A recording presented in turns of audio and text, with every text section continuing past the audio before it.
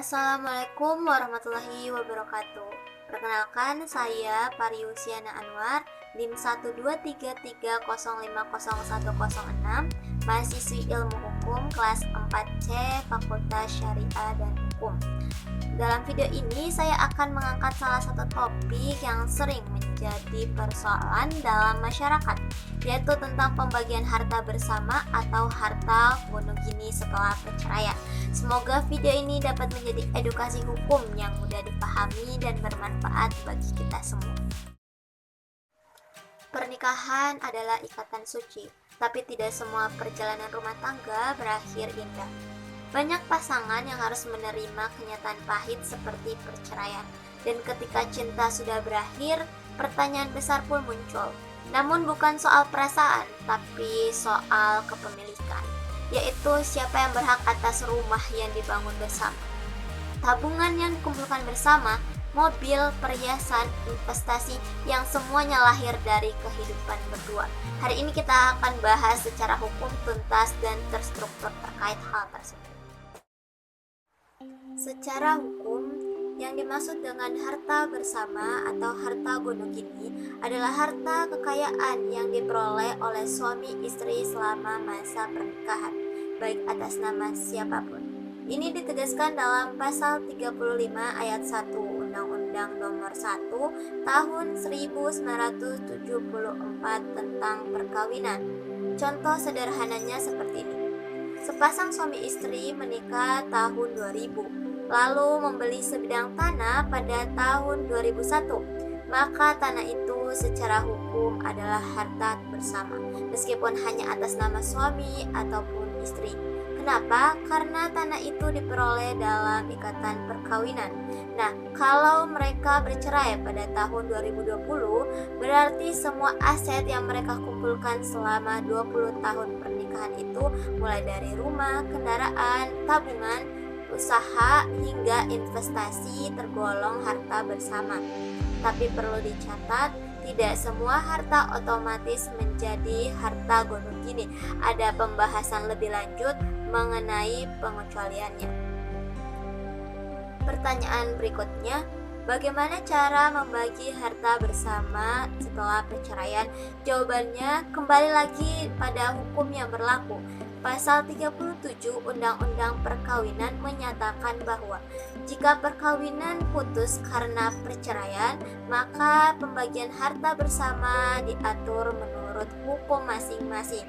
Artinya, kalau pernikahan itu adalah pernikahan Islam, maka acuannya adalah kompilasi hukum Islam atau KHI.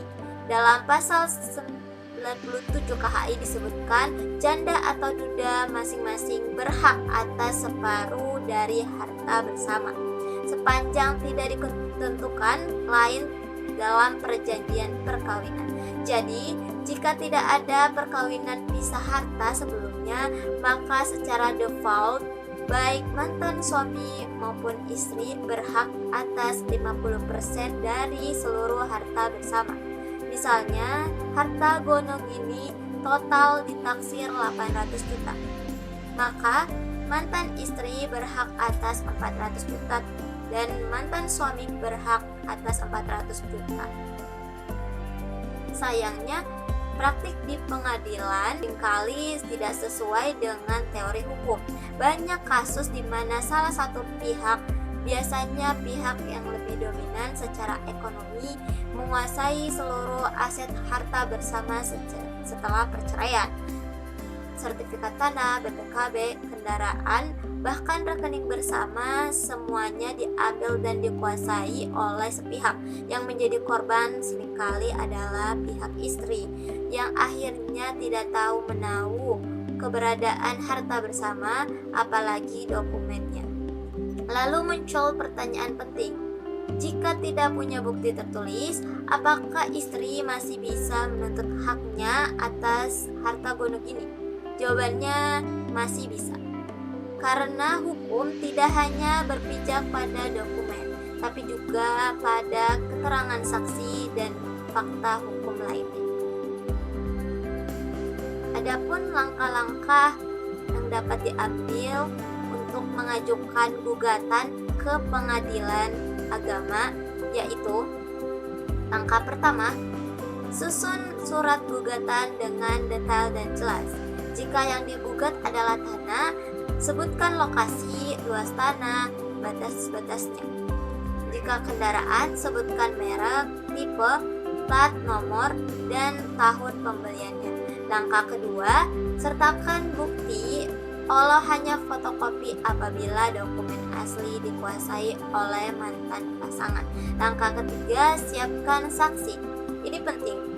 Saksi bisa dari keluarga, tetangga, atau rekan kerja yang tahu bahwa harta tersebut dibeli selama masa pernikahan. Langkah keempat, lampirkan salinan putusan cerai. Ini menjadi dasar bahwa harta tersebut harus dibagi pasca putusan perkawinan. Langkah kelima atau terakhir, daftarkan gugatan tersebut di pengadilan agama. Proses sidang akan melalui proses tahap jawab-menjawab, pembuktian, saksi, hingga putusan hakim. Perlu dicatat, gugatan ini bisa diajukan kapan saja setelah perceraian, meskipun sudah lewat beberapa tahun, asal bisa dibuktikan bahwa harta tersebut benar harta bersama.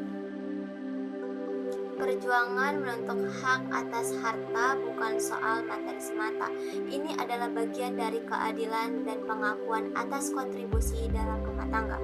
Karena dalam pernikahan, tidak semua kontribusi bisa dihitung dengan uang. Ada tenaga, waktu, dan pengorbanan yang kadang-kadang tak terlihat tapi sangat bernilai. Ingat, keadilan tidak datang kepada yang diam, tapi kepada mereka yang berani memperjuangkannya.